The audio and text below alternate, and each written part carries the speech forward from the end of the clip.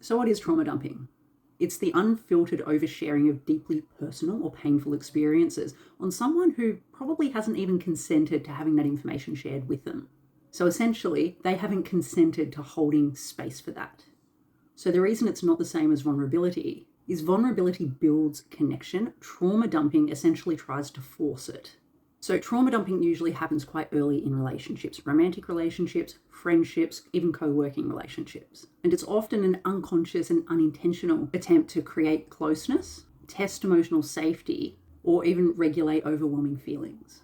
So more often than not, there's 3 underlying reasons why someone may trauma dump.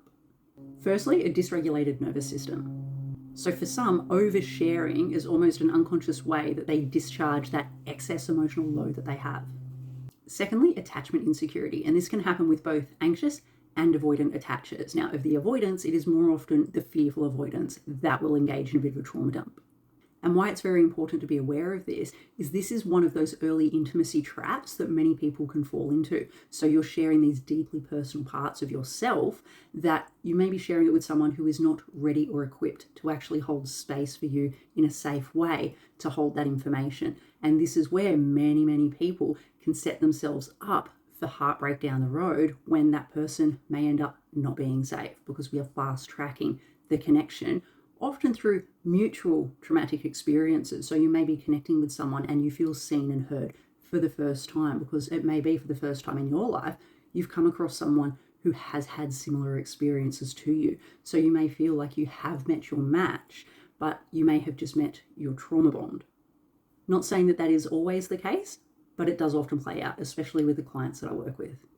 And thirdly, a lack of containment skills.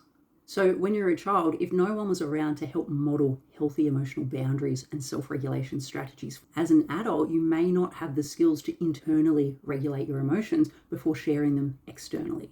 So it can turn into just this vomiting of emotions, of feelings, of experiences with someone who hasn't really earned their place at the table yet. So there's 3 reasons why trauma dumping can be a little bit of a red flag in dating. Firstly, it collapses boundaries way too fast.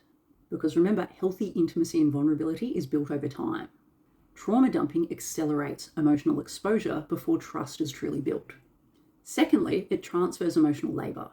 So you may be asking someone's nervous system to co-regulate with you without determining whether or not they either consent to it or have the capacity for it. So this can feel intrusive, draining, or just phenomenally unsafe to the person on the receiving end of it. And lastly, it's often self-soothing, not actually connecting. So this often means it's about internal regulation, not about relationship connection. Now, if you have a history of trauma, this does not in any way, shape or form mean that you should never share your story. Those of us that unfortunately have quite robust trauma histories, they very much do make up a large part of who we are and how we have just come to be where we're at this point in time. But it's more about identifying who is safe to share that with, because oftentimes, again, if we have had that history of trauma, our little metric and how we can identify who is safe and who is not safe, if we haven't worked on our own internal emotional security, those lines can be a little bit blurred, and that has the potential to set us up for more harm in the long run. So when we actually work on becoming more emotionally secure, we actually find ourselves being quite comfortable with both expression and containment.